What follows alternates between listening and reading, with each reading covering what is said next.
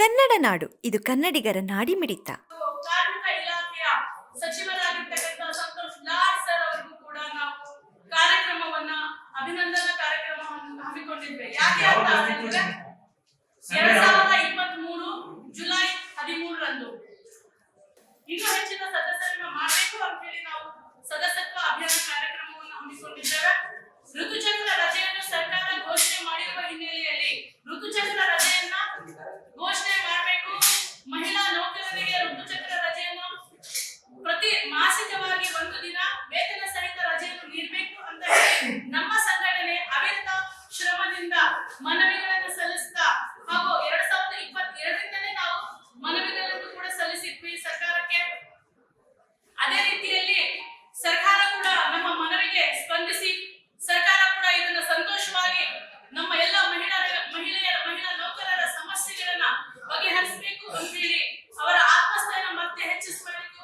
ಹಾಗೂ ಆರೋಗ್ಯದ ದೃಷ್ಟಿಯಿಂದ ಸರ್ಕಾರ ಬರೇ ಮಹಿಳಾ ನೌಕರರಿಗೆ ಅಷ್ಟೇ ಅಲ್ಲದೆ ಸಮಸ್ತ ಕೆಲಸ ಮಾಡ್ತಕ್ಕಂಥ ಉದ್ಯೋಗ ಮಾಡ್ತಕ್ಕಂಥ ಎಲ್ಲ ಮಹಿಳೆಯರಿಗೆ ಕೊಟ್ಟಿರ್ತಕ್ಕಂಥ ರಾಜ್ಯ ಅದು ನಮ್ಮ ಕರ್ನಾಟಕ ರಾಜ್ಯ ಮತ್ತು ಅದು ನಮ್ಮ ಸರ್ಕಾರ ಅಂತ ಹೇಳೋದಕ್ಕೆ ನಾನು ಮತ್ತೊಮ್ಮೆ ಇಷ್ಟಪಡ್ತೇನೆ. ಹಾಗೂ ಈ ಋತುಚಕ್ರ ರಜೆಯನ್ನು ನಮ್ಮ ಸಂಘಟನೆಯಿಂದನೇ ಮಾಡಿಸಿದ್ದೇವೆ ಅಂತಕ್ಕಂಥದ್ದು ಹೆಮ್ಮೆಯಿಂದ ಕೂಡ ನಾನು ಮತ್ತೊಮ್ಮೆ ಹೇಳೋದಕ್ಕೆ ಇಷ್ಟಪಡ್ತೇನೆ. ಅದು ನಮ್ಮ ಹೆಮ್ಮೆಯ ಒಂದು ವಿಚಾರ ಅಂತ ಹೇಳಿ ತಮ್ಮೊಂದಿಗೆ ಅದನ್ನ ಹಂಚಿಕೊಳ್ಳೋದಕ್ಕೆ ಇಷ್ಟಪಡ್ತೇನೆ. ಮುಂದಿನ ದಿನಗಳಲ್ಲಿ ನಾವು ಇನ್ನೂ ಹೆಚ್ಚಿನ ಕಾರ್ಯಕ್ರಮಗಳನ್ನು ಮತ್ತು ಅದೇ ಸಮ್ಮೇಳನದಲ್ಲಿ ದಿನಾಂಕ 4 ಡಿಸೆಂಬರ್ ಅದೇ ಸಮ್ಮೇಳನದಲ್ಲಿ ಬ್ಯಾಂಕ್ವೆಟ್ ಹಾಲ್ ವಿಧಾನಸೌಧದಲ್ಲಿ ಮಾನ್ಯ ಮುಖ್ಯಮಂತ್ರಿಗಳಿಗೆ ಮೇರಿ ದೇವಾಸಿ ಅಂತ ಹೇಳಿದ್ರೆ ಈಗ ಇರ್ತಕ್ಕಂಥ ಏನು ಸರ್ಕಾರಿ ನೌಕರರ ಸಂಘ ಇದೆ ಆ ಸಂಘವನ್ನ ಮೇರಿ ದೇವಾಸಿ ಅಂತಕ್ಕಂಥ ಒಬ್ಬರು ಮಹಿಳೆ ಧೀಮಂತ ಮಹಿಳೆಯರನ್ನ ಕಟ್ಟಿದ್ರು. ಅವರ ಸವಿನೆನಪಿಗಾಗಿ 100 ವರ್ಷಗಳ ಕಾಲ ಹೋಗಿದೆ. ಅವರ ಸವಿನೆನಪಿಗಾಗಿ ಮಹಿಳಾ ನೌಕರರ ದಿನಾಚರಣೆ ಅಂತ ಹೇಳಿ ಘೋಷಣೆ ಮಾಡಬೇಕು ಅಂತ ಹೇಳಿ ಸರ್ಕಾರಕ್ಕೆ ಕೇಳಿಕೊಂಡಾಗ ಮಾನ್ಯ ಮುಖ್ಯಮಂತ್ರಿಗಳು ಅದೇ ಸಮ್ಮೇಳನದಲ್ಲಿ ಘೋಷಣೆಯನ್ನು ಮಾಡಿದ್ರು.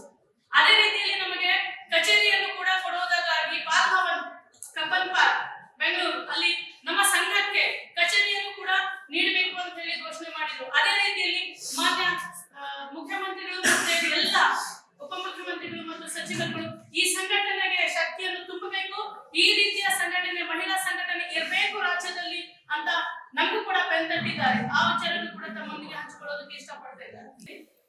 ಆದ್ರೆ ನಾವೆಲ್ಲರೂ ಅದನ್ನ ಧ್ವನಿಯನ್ನ ಎತ್ತಿದ್ವಿ. ನಮ್ಗೆ ಈ ಸರ್ಕಾರಿ ನೌಕರರ ಸಂಘದಲ್ಲಿ 50% ಮಹಿಳಾ ಮೀಸಲಾತಿಯನ್ನ ಕೊಡಬೇಕು ಅಂತಕ್ಕಂಥದ್ದನ್ನ ತಮ್ಮೊಂದಿಗೆ ದಾಖಲೆಗಳು ಬೇಕು ಅದನ್ನು ತಮ್ಮೊಂದಿಗೆ ಹಂಚ್ಕೊಳ್ತೇವೆ. ಈಗ ಇರ್ತಕ್ಕಂಥ ವ್ಯವಸ್ಥೆಯಲ್ಲಿ ಮಹಿಳಾ ನೌಕರರಿಗೆ ಯಾವುದೇ ರೀತಿಯ ವ್ಯವಸ್ಥೆ ಇಲ್ಲ. ನಾವು ಏನ್ ಹೇಳಿದ್ವಿ ಅಂತಂದ್ರೆ ರಾಜ್ಯ ಮತ್ತು ಜಿಲ್ಲೆ ಮತ್ತು ತಾಲೂಕಿನಲ್ಲಿ ರೊಟೇಷನ್ ಸಿಸ್ಟಮ್ ಬರಲಿ. ಯಾವ ರೀತಿ ಸ್ಥಳೀಯ ಸರ್ಕಾರಗಳಲ್ಲಿ ಇದೆ, ಯಾಕೆ ಅಂತಂದ್ರೆ ಒಂದು ಬೈಲಾ ಅಂತ ಹೇಳಿದ್ರೆ ಒಂದು ಸಂಘ ಅಂತ ಹೇಳಿದ್ರೆ ಸದಸ್ಯರೇ ಇಂಪಾರ್ಟೆಂಟ್ ಅಲ್ಲಿ ಸದಸ್ಯರೇ ಮುಖ್ಯವಾಗಿರ್ತಾರೆ. 50% ಮಹಿಳಾ ಸದಸ್ಯರು ಇದ್ದಾರೆ, ತಮ್ಮ ಸದಸ್ಯತ್ವ ಕೂಡ ಕೊಡ್ತಾ ಇದ್ದಾರೆ. ಅಂತಹ ಸಂದರ್ಭದಲ್ಲಿ ನೀವು ಮಹಿಳೆಯರಿಗೆ 50% ಮೀಸಲಾತಿ ಕೊಟ್ಟಲ್ಲಿ ರಾಜ್ಯ ಮತ್ತು ತಾಲೂಕು ಮತ್ತು ಜಿಲ್ಲೆ ಮಟ್ಟದಲ್ಲಿ 50% ಮಹಿಳಾ ಪದಾಧಿಕಾರಿಗಳು ಬರ್ತಾರೆ. ಆ ಟೈಮಲ್ಲಿ ಏನಾಗುತ್ತೆ 15 ಡಿಸ್ಟ್ರಿಕ್ಟ್ ಅಲ್ಲಿ ನೀವು ಮಹಿಳಾ ಜಿಲ್ಲಾಧ್ಯಕ್ಷನ ಮಾಡಿ, ಇನ್ನು 15 ಡಿಸ್ಟ್ರಿಕ್ಟ್ ಅಲ್ಲಿ ಪುರುಷ ಮಹಿಳಾ ಅಧ್ಯಕ್ಷರನ್ನು ಮಾಡಿ, ಕೇಂದ್ರದಲ್ಲಿ ಒಂದು ಸಲಕ್ಕೆ ಮಹಿಳಾ ಅಧ್ಯಕ್ಷರನ್ನು ಮಾಡಿ, ಒಂದು ಸಲಕ್ಕೆ ಪುರುಷ ಅಧ್ಯಕ್ಷನಾಗಿ ಮಾಡಿ ರೊಟೇಷನ್ ಸಿಸ್ಟಮ್ ತಗೊಂಡು ಬನ್ನಿ ಅಂತ ಧ್ವನಿಯನ್ನು ಎತ್ತಿದ್ವಿ. ಆದ್ರೆ ಅದಕ್ಕೆ ಯಾವುದೇ ರೀತಿಯ ಮನ್ನಣೆ ಸಿಗ್ಲಿಲ್ಲ. ಹಾಗೆ ಏನ್ ಹೇಳಿದ್ರು ಅಂದ್ರೆ ನಮಗೆ ಆ ತರ ಮಾಡೋದಕ್ಕೆ ಅವಕಾಶಗಳಿಲ್ಲ, ಬೇಕು ಅಂದ್ರೆ ನೀವು ಮಾಡ್ಕೋಬಹುದು ಅಂತ ಹೇಳಿದ್ದಕ್ಕೆ ನಾವು ಈ ಸಂಘಟನೆಯನ್ನ ಕಟ್ಟಿದ್ದೇವೆ.